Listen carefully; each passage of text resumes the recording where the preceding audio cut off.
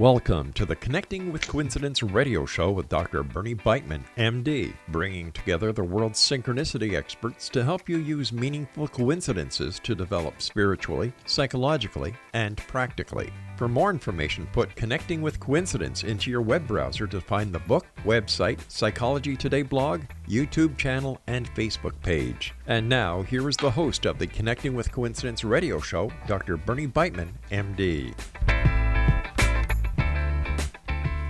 Welcome to Connecting with Coincidence, CC with BB. Yes, we are back. I am your host, Dr. Bernie Beitman, MD. We encourage you out there to tell each other coincidence stories. Our motto is, after you talk about the weather, tell a synchronicity story. And you can increase the number of coincidences in your life in several ways.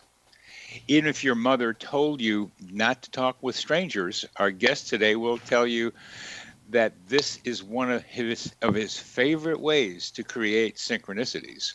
Another method is to break the patterns of your daily life. That is, to do something different. Somehow that lets more coincidences in. Our guest today often has meaningful coincidences when he's on vacation, as described in his book. Dr. Ken Harris is a chiropractor, educator, lecturer, workshop presenter, author, and keynote speaker, and was the founder of the Waldwick Wellness Center in New Jersey. He's a pioneer in holistic healing, and so established his first practice in 1974, and then in 1993 established the Mind Body Wellness Education Center, dedicated to the exploration, understanding, and promotion of the mind-body-spirit connection. Dr. Harris is an honors graduate, magna cum laude, valedictorian, and former professor of New York Chiropractic College. He holds a BA in psychology and an MS in education.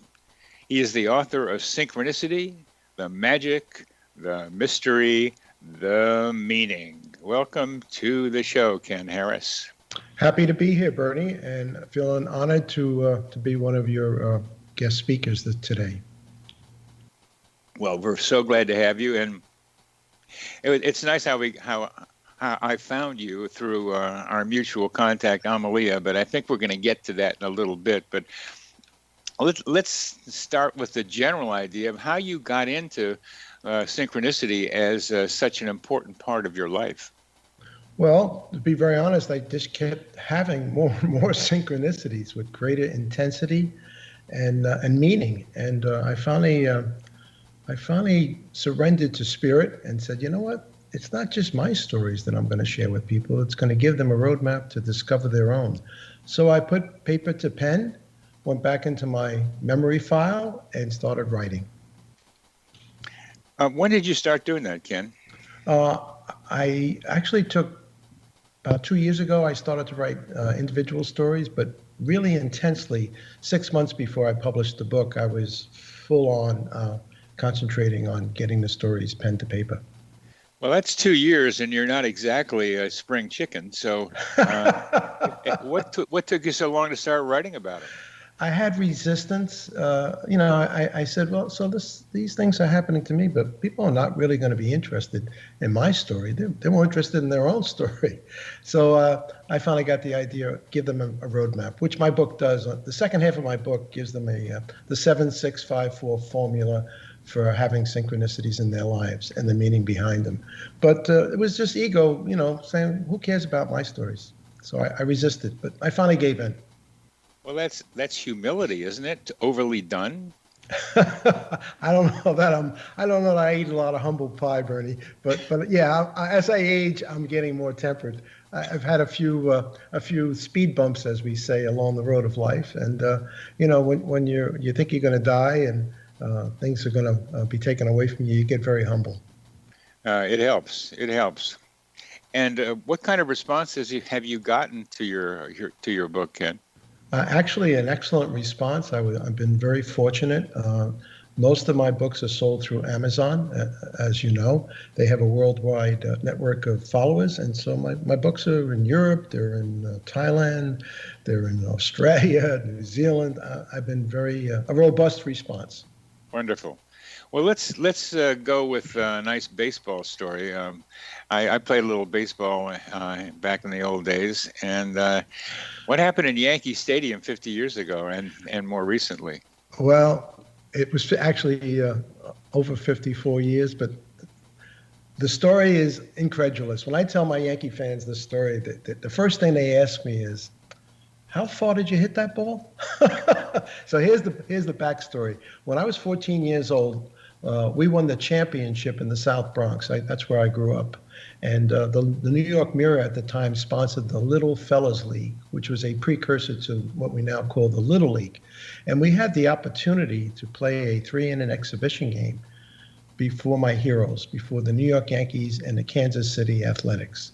I was in the dugout with Mickey Mantle, Yogi Berra, Whitey Ford, Tony Kubek, Bobby Richardson, and on and on. I mean, it was a dream. And when I got up to bat, I hit a home run. Now, people, when I tell them that, they say to me, you hit a home run in Yankee Stadium? They look at me with eyes squinted. I said, well, they brought the fence in 200 feet. Okay, fast forward. My mother had to swear on the Bible that really happened to my own children, simply because we didn't have video cameras, we didn't have telephones. But, she was very, very devout, and they knew Grandma wouldn't lie. So I'm out on a beach in Long Island in the Hamptons, and I got, by accident, but it really wasn't, I wound up in a town called Amagansett. I had intended to go actually to East Hampton Beach. They're about 2 miles apart. But if anybody knows anything about the Hamptons, they know it could take you 2 hours to go 2 miles. Oh, yeah. So I said, I said to my wife, Judy, we're just going to make the best of it. Same water, same sand. We used to rent a house on Atlantic Avenue in Amagansett. And it's 9 o'clock in the morning. We set up Camp Harris. We're professional beachgoers. 2 umbrellas, 2 chairs, ocean view. About a half hour later, this guy comes down on a cane, and he literally almost sat in my lap. He was within 2 feet of me on a little towel. And I offered him help because I had noticed by his gait that he had his hip replaced. And being a chiropractor, I said, listen, mister, you had your hip replaced, didn't you? He says, yeah, how do you know? I said, well, I'm a chiropractor. Let me help you get up and down off your towel. He was not very friendly. And he says, no, I'll do it myself. Long story short, half hour later, he goes to get back up, struggles again. I offer him help, wouldn't take it. But this time, he puts on a cap, says New York Yankees, a baseball cap. All right, so Spirit says, be kind, Ken. Tell him your Yankee Stadium story. Because when I tell Yankee fans this story, they go berserk. And I tell him the whole story, and he puts his hand right in my face. He says, stop. I says, oh, boy, maybe he's a Boston Red Sox guy, and he's just wearing a Yankee hat. He says, you're Kenny Harris.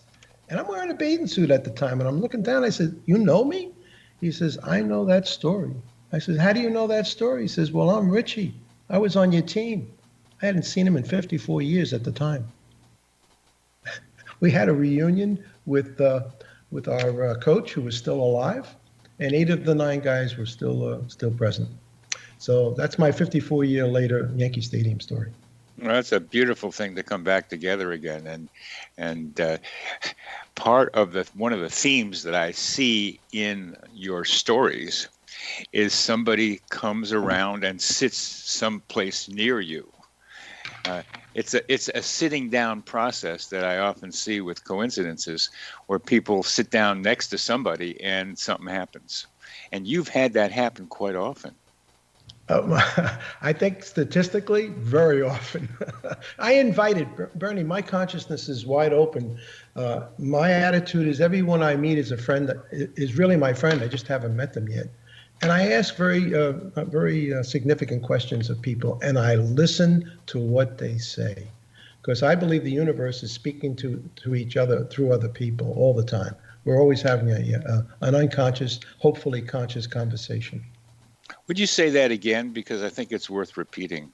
I believe the universe is speaking through us and to us all the time, and it brings the unconscious to consciousness if you ask the right questions and you listen to the answers.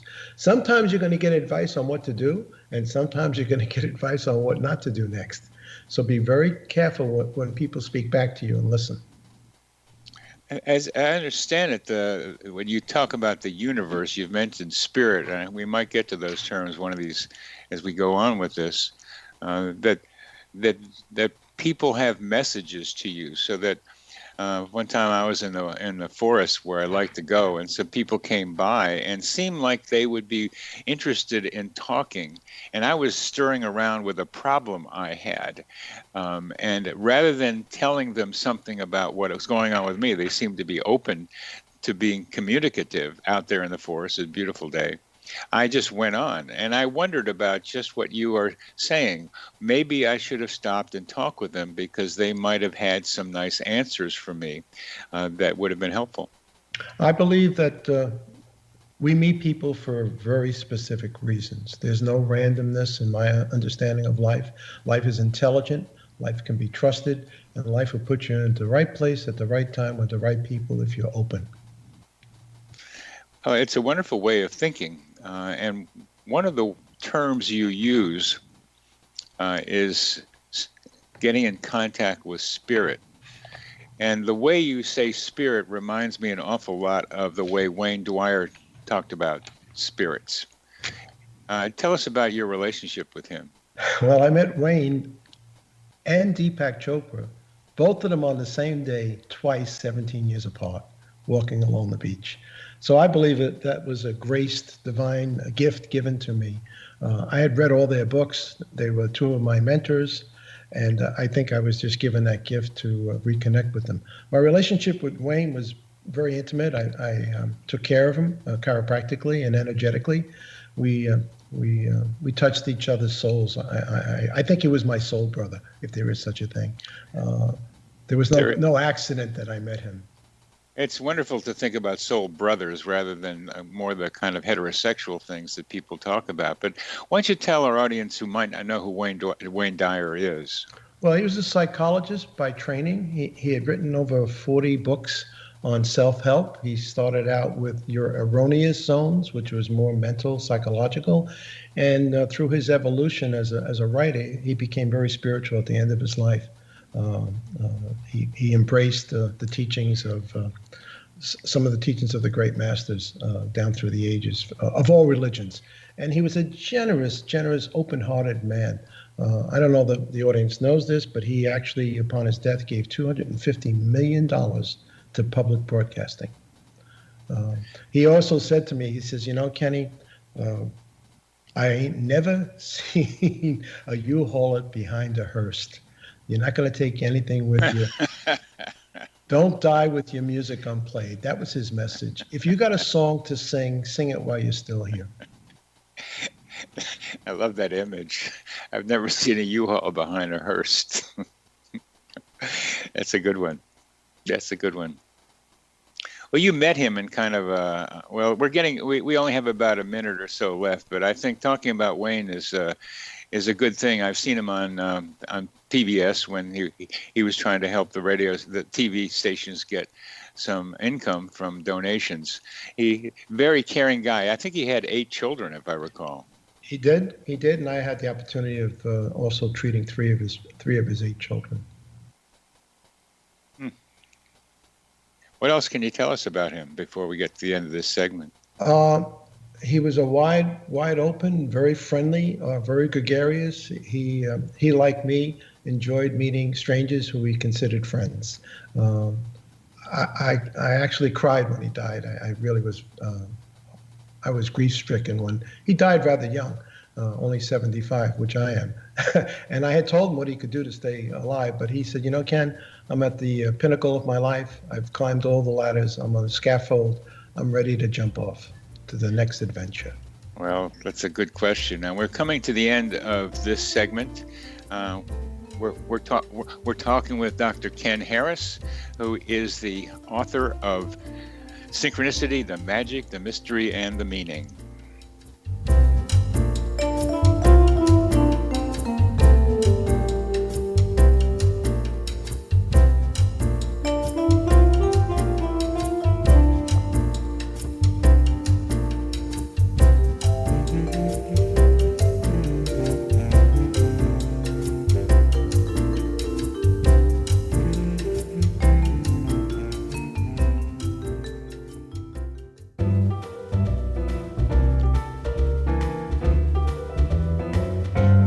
Welcome back to CC with BB. I am your host, Dr. Bernie Beitman, MD, and we are talking with Dr. Ken Harris about synchronicity and how he got into it and the many stories of his life that illustrate some of the basic ideas of synchronicity. And some of the stories you tell in your book are pretty amazing. The one that's called The Stepping Stones to Friendship. Could you tell us about that sequence, please? Sure. I was in Hawaii with my wife, actually visiting with Wayne, and that tragedy in Newtown took place where all those children were killed back in the day, a couple of years back. And I was very moved by what had happened because I had grandchildren the same age. But I was watching TV, and all of a sudden I saw this ad come across my screen, my phone actually. And it was for the movie called Love Bomb, Love, bomb, B-O-M-B. Now, you never see the words love and bomb usually in the same sentence. Love is creative, inclusive, bomb is explosive and divisive. Anyway, it was a story about 3 young chiropractors who traveled to Peru, and they offered a mission trip, and they adjusted literally thousands of children all over the country of Peru. So I became an associate. I got so moved, I went in my pocket because my heart got opened, and I contributed a significant amount of money to support this project called Love Bomb, which is a movie. As a result of that, the young man and the woman fell in love. There were 2 of the 3 people, and I got invited to the wedding in California. So I traveled out to California, attended a wedding, and I met this man named Dr. Jay Comerick, who was a fellow chiropractor. Now, I had never met Jay before, but I had an instantaneous inner knowing that he and I at some point down the road might do something together, a combined legacy of friendship. And lo and behold, we spent some time, we took a picture. I hadn't seen him for another year and a half. I'm at a seminar, and I didn't even know he was going to be there, and he's getting an award on stage for Chiropractor of the Year. By the way, he created a movie called Love Adjusted, and it's animal chiropractic, primarily horses. He's traveled the world, adjusted all these abused and race horses, and he's just an incredible human being. So as a result of that friendship and those serendipities, meeting him at the wedding and then meeting him again at the seminar, we developed the sage wisdom of the Chiropractic Elder Council. And we are now going around mentoring the young chiropractors in our profession. There were 5 of us originally, all 40 or more years in practice, and we felt we wanted to give back something to our profession. So we do this free, it's gratis. We go around and we give lectures and seminars to the younger chiropractors coming up. Wonderful, very wonderful. For our audience, you met him at the wedding, and you told us how the wedding happened and how you got to the wedding. But what was it at the wedding that brought the 2 of you together? Well, he was the father of the groom, and so he had played a role in the officiating and the ceremony at the wedding. And I went up to him right afterwards. I just felt a strong. That's what I'm asking about, right there. Yeah, a strong attraction. I felt an attraction to this man. Tell us about that. Well, I said, this is someone I'd like to get to know better. I could, I'm an energetic healer, Bernie, and so I can read the field. You might call it the aura or the energy field. And he had really clean, clear energy, and I felt an attraction to that. So I engaged him in conversation. One of the emerging ideas now is the energy around a person and as well as energy between 2 people. And I first started noticing that as a psychotherapist, just talking with people, that I noticed that there was energy between me and my patient. And I wanted to get some kind of physicist to invent a machine that could measure that energy between us because I knew it was there. And I've looked around for years to see if that was possible. There's photography that might show energy between people. And I've seen some pictures that could show that, but it hasn't happened. But more and more younger people are getting into recognizing the energy. And I recognize energy from dance. I've gone to dance for several years now. It stopped because of COVID, but it's there. I could feel it, and most of the people at dance could feel it if they had been there for a while. I sent a post to Psychology Today. I have a blog with them saying that if now with COVID we can't touch each other, this was at the beginning, we could do energy hugs. They hated that, and they put me on the don't fly list, which means they have to like review every one of my posts, even though there's like 800,000 views of them by now. They still have to track me because I did this heretical thing of saying that there were coincidences between people that were reflecting energy between them. How do we help this? How do we help other people recognize, and science, like Psychology Today, trying to be the truly good scientists, how do we help break through that barrier, Ken? Well, there's two things. Number one, are you familiar with the Heart Math Institute? Oh, yeah. Okay. They can measure, they can actually measure the radiance and the resonance fields in people's hearts. I've been in seminars where they have two people on a stage, and the whole audience will then focus on those people, and they have real-time EEG readouts, and you can see the change immediately in the actual amplitude and frequency of their EEG patterns by us focusing on them. The other thing is, it's not a mental thing. Energy is a feeling. One gets a feeling in the presence of someone of comfortableness, familiarity, or uncomfortableness. We call them vibes in the colloquial way. But one knows in the presence of someone who is in coherence with your field, you know it by how you feel. You feel relaxed, you feel comfortable, you feel at home. And if you don't, women, many often, they're much more intuitive. They trust their gut a lot faster than men, and they'll know in a situation when they meet a man what his intentions are before he says one word.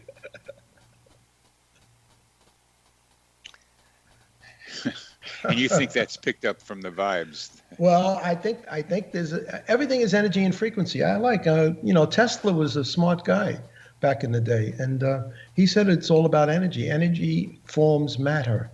Matter is related to energy and form. I'm sure you're familiar with cymatics. You familiar with the word? No, cymatics is all right. Well, cymatics is a photographic representation of when you put sound waves through various forms, through sand, through water. You can create very specific forms by modulating very specific frequencies, and it's repetitive. So Conrad Maltz, I think his name was. He was a scientist. It's called the science of cymatics, CYMATICS. You can Google it. It's a visual representation of energy and matter frequency. And quantum physics tells us something similar. I call it energy and information because the energy has information in it sometimes, as you were talking about people being able to pick out the other person's intentions. You can like translate that into words, which I'll call part of what we mean by information. It's here. We know it. You deal with it. And so what we just talked about with the wedding, where you could see his aura and you could see it was clean and clear, and that you could feel attracted to it, and that you could sense something like a soul brother with him. Those are the kinds of things that I'd want to alert our audience to, that they could be able to know that they can do what you are doing, that you're a model for what future human beings and future human beings might do, not only with each other, but with animals and with plants. And particularly, I'm interested in doing something like that with trees. So when you go around talking to junior chiropractors, how much does energy play a part in your teachings? Well, I would say that one of the ways you determine a person's level of energy is their voice. Their voice print is very, very significant. There are some people when they speak, you just feel calm in their presence. And there are other people, when they speak, you want to run away from. So the voice is very, very powerful energetically. Listen carefully. Um, the voice speaks what the heart knows. And I kind of intuitively have been doing that. I get phone calls for patients looking for me to be their psychiatrist, and I make a judgment on what it sounds like. And so now you're confirming that way of thinking about things and sharpening my own way of thinking about how I process what I hear in the voicemails from them. I agree. We have a third eye, and we see things beyond what we see physically, and we have, I guess, an extra ear in the heart. The heart knows. The heart knows. I can almost put heart and NOSE together too, a smell and the heart. How do they link, do you think? Well, they say that sexual attraction is all through smell. That's what they're telling us. It's got nothing to do with how the other person looks. So the pheromones, I guess, are operating unconsciously. We're multidimensional beings, Bernie. We don't just have sight, sound, taste, touch, and smell. We have multiple other ways of feeling and communicating with each other. And how do you think about how you got in touch with Amalia and Amalia with you? And you can tell us something about her, as you know. Yeah, well, she's a beautiful soul. I found her book on Amazon because it was linked next to mine. When you pop up on Amazon Synchronicity, certain books will pop up. You might be interested in this as well. So out of curiosity, I bought her book. And then I didn't read it because I didn't want to read anybody else's read on synchronicity until I completed my own. And I must have 10 books that I still have yet to read on synchronicity. But recently I read it within the last 6 weeks. And I just was enamored by her clarity and her journey. She's got quite a journey. And she has. Oh my God! So I took the step of reaching out to her and emailed her, and I said I'd like to have a Zoom chat if you're open to doing that, and we did. And in all honesty, I just fell in love with her as a being. She's just a beautiful soul, and very, very smart, and yet very intuitive. She has both the intellect and the heart in one package. So we've become friends in that sense, and are communicating now back and forth. We're going to probably do some collaboration together as well. I'm 75. She's, I think, 45. So I'm like a father to her. That's how I perceive her. She's my daughter. That I have a beautiful daughter, but my daughter's not interested in synchronicities. Amalia is, so in that way, she's a surrogate for me, and I think I'm a surrogate for her dad. Wonderful, wonderful. What kinds of plans do you think you have in mind that you and she might do? Well, once this COVID situation lifts, we're going to do some retreats, either in Mexico or Costa Rica, or maybe right here in the United States. I'm itching to get back tete-a-tete, face-to-face with people. I've been doing everything through Zoom, but it just doesn't do it for me. I want to be in the presence of other live beings. And that's because of the energy, baby. That's the energy. It's so nice to bathe each other in coherent, positive energy with other people. I know that, and I miss it too. And I see patients on my porch when the weather is nice. And it has been nice the last couple of days. And it's such a relief to be able to see and feel that person's presence instead of doing it over Zoom, which does take a lot out. But I'm getting to be able to pick up energy through Zoom now. It's possible, and it's distorted compared to regular reality. But because I'm sensitive and want it, I was able to make a connection with somebody I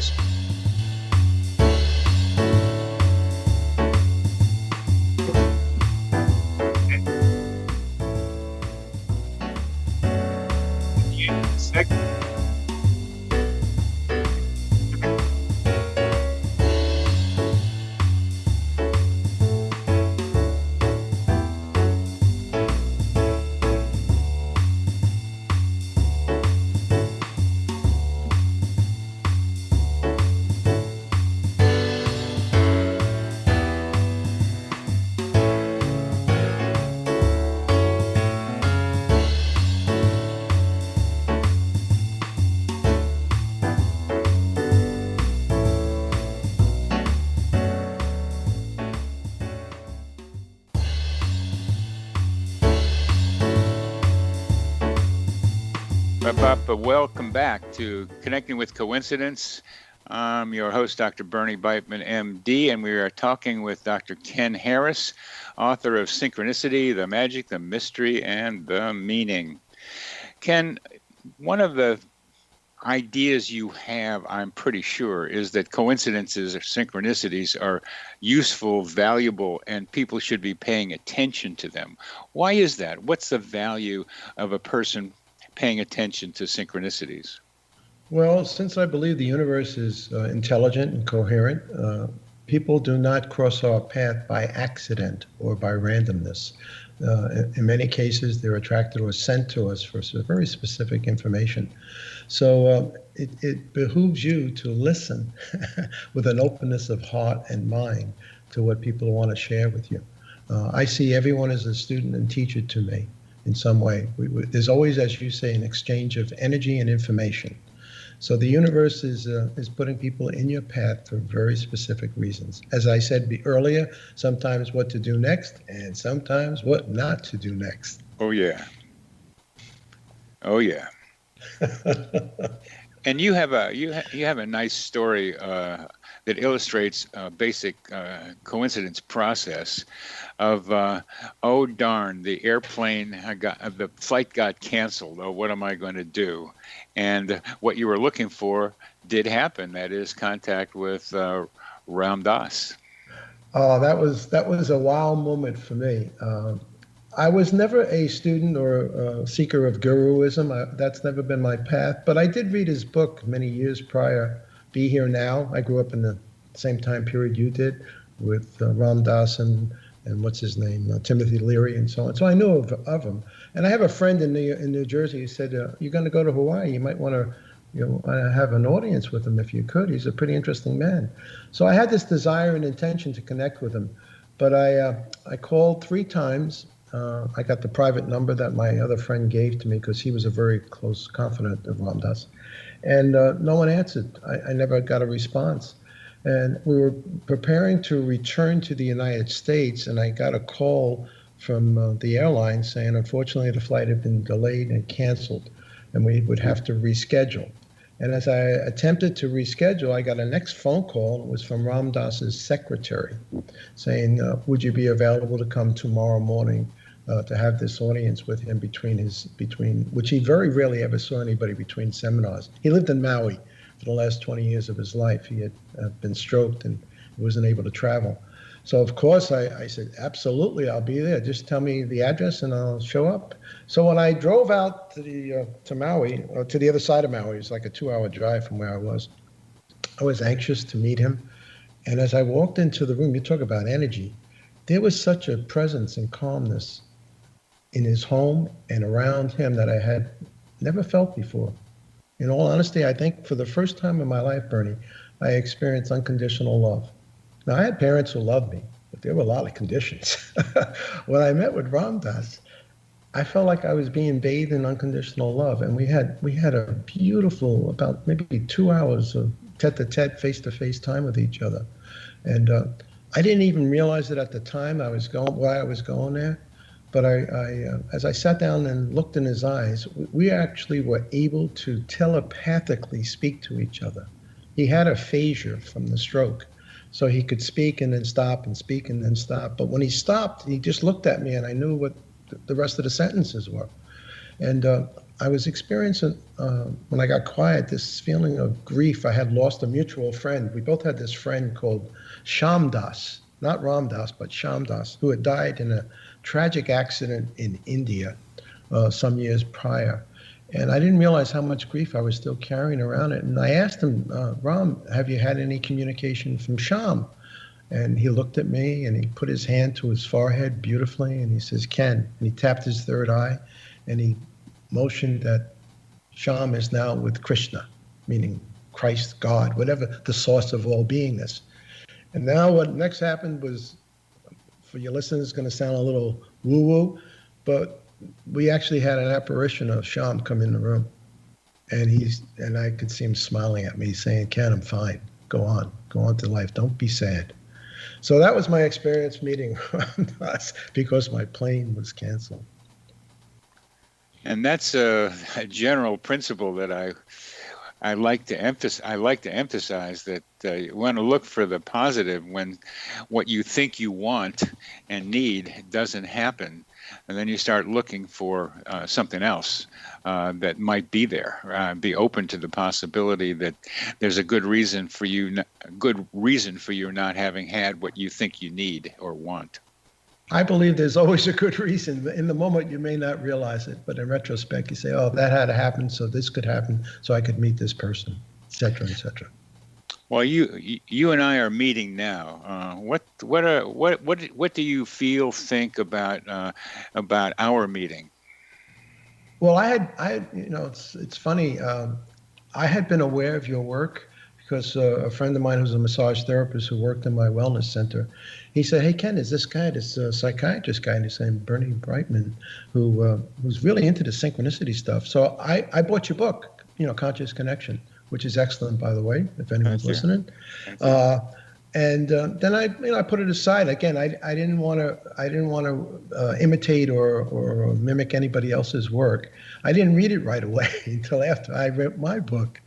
But when I met Amalia, she says to me, Dr. Brightman has a group of synchronicity teachers. Maybe I'll ask him if he'll do an interview with you. So I got excited. I said, "Oh, so that's why my friend told me about Dr. Brightman." I mean, here I am now having this conversation, and I hope, ongoing, I have an opportunity to do some collaborative work with you. Well, you've got a big heart. I can tell that already. And you're very much a coincidence ambassador, as we call the people in the group. And when you talk about synchronicity as being valuable to people or imply it, I think you're suggesting that maybe they should pay attention to coincidences, synchronicity. And the reason I use the word coincidence is because synchronicity and serendipity are both forms of coincidence. And people who talk about synchronicity tend to ignore the increasing volume of information about serendipity. And serendipity researchers tend to ignore synchronicity. And I have, as I tend to do, I have my foot in both worlds, because serendipity researchers are researchers for the most part. They're academics. And synchronicity people tend to be non-academics. And there are some people in between, and I am one of those that is in between. So coincidences cover both of them, and I'm going to be talking with a serendipity person. When is a coincidence not a serendipity, and when is a serendipity not a coincidence? Because it becomes one of those nice academic discussions. But for the most part, each of them are situation in which mental activity of the thoughts, usually images, match something in the environment. And synchronicity and serendipity share that generally in common. So that's why I use the word coincidence to cover both of them, and things that probably don't come under each of them. But you use the word synchronicity a lot, and you imply that it's the universe talking to people in the way that you experience it. But I think more people need more detail than what you've experienced, than what you're describing here about what the value of coincidence, synchronicity is to them. Well, I think synchronicity is, as you know, being a student of Carl Jung. I read that you started studying him at age 9 or 12 or something. Synchronicity has meaning behind it. Coincidence doesn't necessarily have to be meaningful. It doesn't have to be a connector in one way. And the word serendipity to me is different from synchronicity entirely. Serendipity is you lost your glasses, you go looking for them, you find your keys that you also lost, but you weren't intending to find them. Synchronicity, I think, is much more deliberate. I think there's much more of a connection, a meaning, and a purpose. I would define synchronicity, personally, as the unconscious flow of love. That's how I would describe it. That the universe, which is created and held together through this thing called love, is giving you an opportunity to be reminded.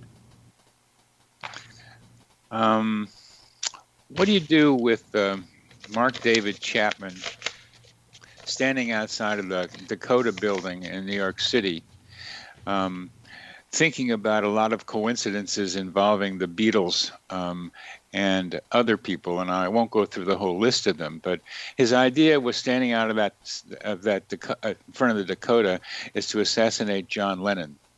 And to cap off his series of coincidences, he saw Mia Farrow walking into the building, and Mia Farrow was in a movie that took place in that building, The Exorcist, and that was the trigger. That coincidence between Mia Farrow walking in and his reflection on John Lennon and the movie made him decide, I'm going to kill John Lennon now.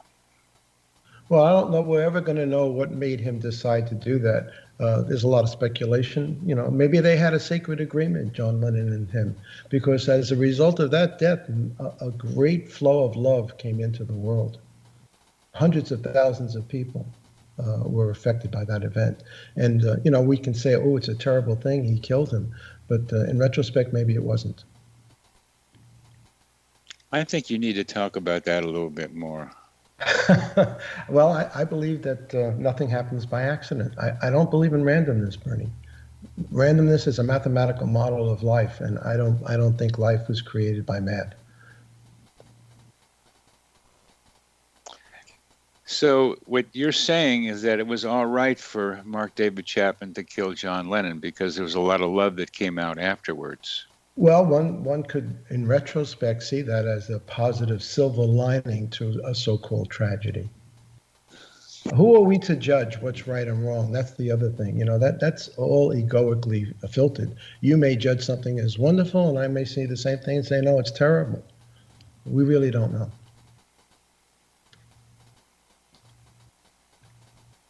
I find that astounding, that the murder of John Lennon is okay. Well, it depends on what your belief around death is. Death is not the end of anything. It's a change of form. The core essence of John Lennon, whoever he was, is still present in the cosmos. You can't, energy and matter, Einstein, this changes.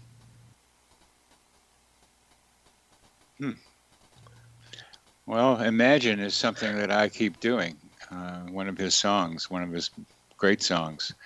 I'm trying to imagine a world that is better than what we've got here. Right. And part of what I'm thinking is that awareness of synchronicities can help us do that, to help make the world a better place. But from the way you're talking about, nothing really matters. You don't really have to do anything because it's all perfect the way it is. Well, I think the world is the way it is to the collective consciousness of all 8 billion of us. No, there's something to be. Things do matter, and we do have a part to play, but we're not to judge the evolution of consciousness. Human beings are still evolving. Was there ever an Edenic state called heaven on earth at one point? Possibly. A lot of cultures say there was, and maybe we're in the process of going back to that state, but we have to go through a birthing process, and it can get messy at times. Messy is a judgment. Yes, it can appear to be messy. I'm at the point where, my dad was 87 years old. I used to go to him with all these conundrums and say, hey, Lou, what should I do? You know what he'd say? We'll see. It used to make me crazy. I wanted definitive what to do. Yes, right, no, left. No, I'm at the point in my life at 75 years of age, I've lived long enough to know nothing ever works out the way you think it's going to work out, and there's a much larger view unfolding. So be patient. Well, we're going to be patient as we come to the end of this segment, Ken. Very interesting what you're saying. You're listening to Connecting with Coincidence. I'm your host, Dr. Bernie Beitman, MD. We are talking with Ken Harris, Synchronicity, the magic, the mystery, and the meaning.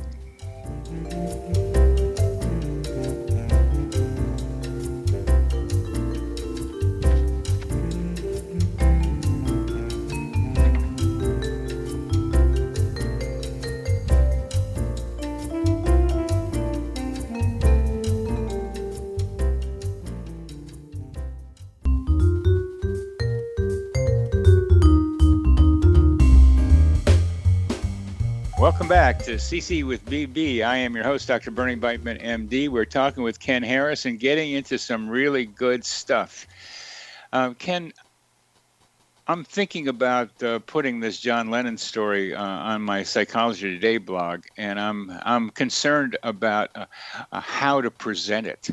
And I don't think they will accept something that says something like what you were just saying, that maybe it all works out and it's beautiful because love happened. A lot of love came out of that. And this dealing with the conventional thinking is a question that I'm asking you about. How do you do that when you run into people like trying to hold up the current scientific paradigm and saying, hey, this is wrong? Well, science is another religion, Bernie, and I don't subscribe to that particular paradigm. Science is attempting to find out what nature already knows, and we keep changing our story. If you just look at the current read on the pandemic, every other day, Dr. Fauci is giving us different information. Every other day, 1 mask, 2 masks, 12 feet, 6 feet. Every other day, 1 shot, 2 shots, 3 shots. So I am not a great respecter of the scientific method. I think there's a lot to be known intuitively that goes beyond science. I'm more into metaphysics than I am physics. That's my particular way of understanding the world. I was very scientific growing up. I got 100 on my biology regents, 100 on my geometry regents, and then I went to chiropractic college and I started reading about the physiology of the body. And I came to the conclusion we're never going to understand how the reticuloendothelial system works. It's beyond the finite understanding of the conscious mind. So I'm looking now more into the metaphysics of life rather than the science of life. And when you say metaphysics, what are you talking about? Spiritual, the spiritual traditions. The ancient people were much wiser than we are. We think we know so much. In retrospect, I think if we don't stop manipulating the world, we're not going to have a world. From our agricultural methods with pesticides and herbicides and all the other nonsense, and whatever we're doing to the environment. Mother Nature is only going to tolerate us so long. You've just made a judgment about the future of the world, have you not? I believe evolution will bring us back to balance. Right now, we're in a transition history. That's my read. That's my read on it. I'm coming back to judgment about right or wrong, good or bad, really. And I think you're saying that the way we're behaving with our environment is not good. Well, we see ourselves separate from the environment. We're not. We're part of the environment. And I think you're saying that's a problem. Well, there's a disconnect, yes. Yeah. I'm just trying to see if I can. I'm trying to see if I can get you to say there's a problem here. Oh, there's a problem. There's a problem. I haven't been able to do that yet. No, there is a problem in consciousness. Well, there's a split. Yeah, I'm not disagreeing. I'm just trying to see if I can get Ken Harris to say there's a problem. There is a problem. Okay, so at least you're making a judgment, and if I take the judgment that there is a problem, and if I take the way you were thinking about John Lennon's assassination, you said that's just fine. And how come you can't? I don't know that it was a problem between John and the fellow who killed him. Maybe they had an agreement, Bernie. Is what I'm saying. It was a problem for all of us out here that we lost a great guy. We're losing great people every day. Every day, there are great people who are leaving us. In a way that it didn't have to happen. That's true. There's infinite possibilities how things could have worked out. Well, I can say the same thing about this mind, about the split we do with nature.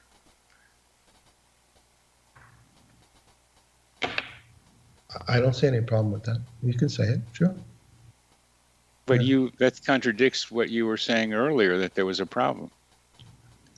There is a problem. Well, they say problems are like babies. They only grow when you nurse them. It depends on your perception, what filters you're wearing at the time. I think I get the idea of how you're thinking, Ken, and I really appreciate knowing it. I don't think that way, as you can tell, because I think there is a problem in the mind, in the split we're doing with nature, with our environment. There's a big problem. And I think as a physician and as a helper of people, I want to be able to help heal that split. And I think paying attention to meaningful coincidences can help do that. And that's part of what I am doing.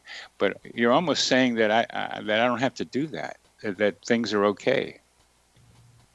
Evolution is going to take care of it. I don't have to take any responsibility that I feel that I want to have and I want to do something with.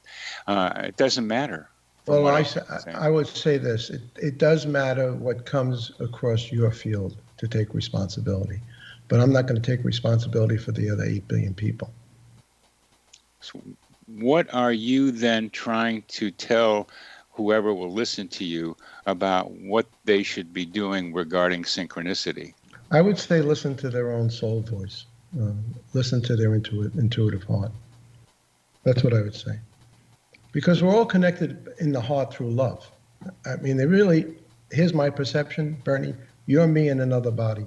There really is no you, even though it appears that you're there and I'm here and we're speaking to each other. At the quantum level, there is the reality of oneness. At the egoic level, there's the reality of separation. The only way you can bridge that is through love. Love is the force or the field that holds the entire cosmos in constellation. It holds the moon to the earth and the earth to the sun.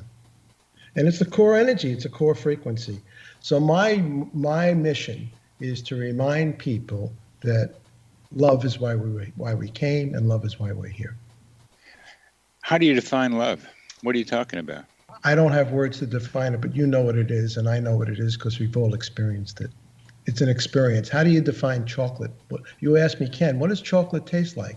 I'll say, here, have a piece. I can't tell you. But you know what love is. You've experienced it in your life. Does that mean that you then are trying to help people get to places where they can experience more love? Well, what I'm trying to do as an energetic healer is to reconnect people to their own souls. Once they reconnect to their own soul, love is what created them. They'll have the experience of themselves, not of me. So my consciousness, you're asking me, what's my mission? Yes. To awaken people from the illusion of separation back to the reality of oneness. I'll say it again. To awaken people from the illusion of separation back to the reality of oneness. I am is love. I am is God, if you will.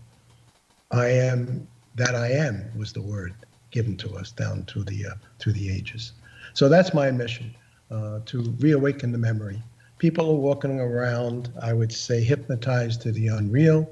They're sleepwalking. Many know not that they know not, but there are many people who are seeking to awaken. And I like to think of myself as a reminder, and I think synchronicity helps to remind us of the connection of all life. Yeah, I think synchronicity does help. And what I'm trying to understand is that coincidences are synchronicities. Oh, are you saying that synchronicities are only positive? No, not at all. No, there can be synchronicities where you're told what not to do next. No, I mean that they end up with negative consequences. Well, that's each and every person has to figure it out for him or herself, whether it was a positive or negative experience of meeting that person or having that experience. Well, I can say that. Yeah, with several different people. Yeah. And it was negative, and there were coincidences or synchronicities involved in the meeting. And maybe there was lessons to be learned. Definitely. Yeah. What do they say? Everybody's a lesson or a blessing. Yeah, that's a good line. I didn't make it up. It's someone else said it. But everyone you meet is a lesson or a blessing. Pay attention. Well, I would like to read this one thing if I could. Please do. Encapsulates. Well, there's actually two things. So Lynn McTaggart, do you know who she is? She wrote the book called The Field. No, I don't know her. Yeah, she's a research scientist, social scientist. She says a small band of scientists dotted around the globe realized the very underpinning of our universe was a heaving sea of energy, one vast quantum field. If this were true, everything would be connected to everything else like some invisible web. Most fundamentally, they have provided evidence that all of us connect with each other in the world as the very undercoat of our very being. Through scientific experiments, they demonstrated that there may be such a thing as a life force flowing through the universe, which has variously been called the collective consciousness. My experience says yes to this, working with people. I have had the experience of doing energetic healing with people where we became one field. I didn't know where I ended and they began, and vice versa.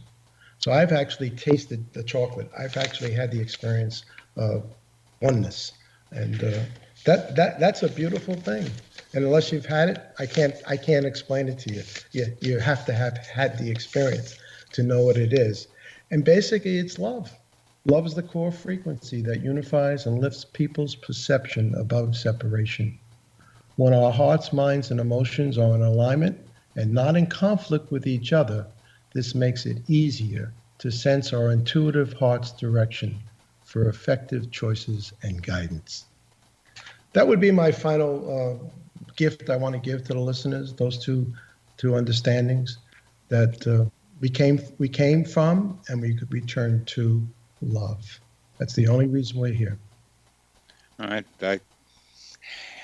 The oneness I embrace, and the feeling of connectedness that comes from being able to experience that with someone is one of the most wonderful experiences in the world, and I go with that. But as we come to the end now, you have at the end of your book 4 practices that might be able to help people increase their synchronicities. Could you please tell us about those? Sure. Well, number 1 is pay attention. Synchronicities happen to people who are mindful and notice things. When you go about your daily activities, keep your senses open to coincidental opportunities. 2, talk to strangers. 3, seek meaning. Whether you see a string of numbers on a license plate or hear a song on the radio, ask yourself if you can make some meaning out of that experience. And number 4, Bernie, and you know this, write it down. Keep a log of your synchronicities that occur in your daily life. The more you notice them, the more likely you're going to have them happen to you. So those are the 4 simple things one can do to keep abreast and aware of the fact that we're all connected. Everyone you meet is some connection to you in some way. Yeah. In writing this book, you wrote about yourself to yourself. What did you learn about yourself from doing this? Well, I learned that my life has meaning, and that I'm here, to help other people in a bigger way than I ever knew before. As a result of writing this book now, the message is going out worldwide, whereas when I was in private practice, I had a very active, very robust family practice. I used to say cradle to grave, womb to tomb, and I affected thousands of people. But I think the potential with this book and getting in a public platform, I'm going to affect hundreds of thousands or millions of people with the message. So the book is giving me an opportunity to have a bigger platform. Well, that's wonderful, and your platform is going to be love. Partly a disciple of Wayne Dyer, or connection with him, and Baba Ram Das. It's so cool that you were able to make those connections, and many, many other people that you've had connection with and exchanged loving feelings with. And now you have the desire, opportunity, and capacity of trying to touch other people with the love that you have been touched with. And I think it's a wonderful thing for you to be doing. And I thank you very much for joining me on this show. Well, I thank you for the opportunity, and I suspect that, Bernie, you and I are in the same tribe. Definitely. And that's why we met. You've been listening to XZBN Connecting with Coincidence. We've been talking with Dr. Ken Harris.